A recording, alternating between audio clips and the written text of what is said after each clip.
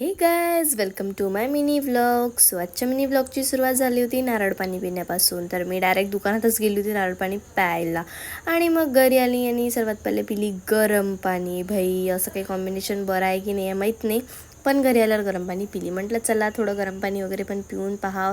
काय माझ्या पोटाचा खूप प्रॉब्लेम होता आहे, पोटच दुखते माझं येऊन जाऊन. तर म्हटलं चला गरम पाण्याने जर सॉल्व होत असेल तर पाव.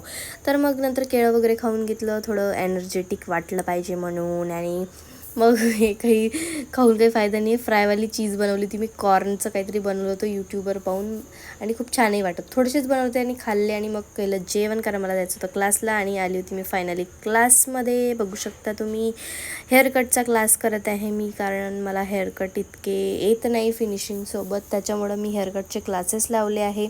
तर आजचा माझा होता फर्स्ट डे. तर मी आज जास्त काही कटिंग शिकली नाही, बट 2-3 कटिंग अशा सोप्या होत्या, थोडंफार आलं माझ्या लक्षात. तर जेव्हा मी करेल तेव्हा मला समजेल. क्लास संपला आणि आली होती घरी, मॅगी खाल्ली. त्याच्यानंतर संध्याकाळी गेली होती मी मंदिरामध्ये. तसं तर साईबाबासोबत माझा 36चा आकडा आहे. माझं काही जमत नाही साईबाबासोबत, मला काही आवडत नाही, कारण गुरुवार हर वेळेस माझा खराब जाते. पण या वेळचा गुरुवार काही खराब गेला नाही, तर म्हटलं चला साईबाबाच्या मंदिरात जा.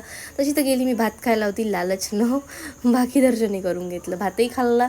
आणि मग अंबिकामधून थोडं राखी वगैरे घेतल्या आणि मग गेली होती मी पेट शॉपमध्ये, कारण मला घ्यायचं होतं माझ्या मनूसाठी व्हिस्कीच म्हणते त्याला, विस्कस ग्रेव्ही तिच्यासाठी.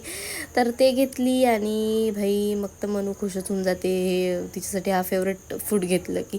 आणि म्हटलं चला, बरेच दिवसापासून मंदिरात नाही गेली. मंदिरामध्ये जेवण होतं दुपारी, पण माझ्यासोबत काही कोणी जाणारं नाही होतं, तर मग मी जेवायला नाही गेली, डायरेक्ट संध्याकाळी गेली दर्शनाला. मग पिंडीवर थोडं पाणी वगैरे टाकलं, आशीर्वाद मागितला देवाले. म्हटलं भाई चांगली सद्बुद्धी द्या मला, चांगली अक्कल बिक्कल टाका माझ्या डोक्यात, बुद्धी टाका चांगली.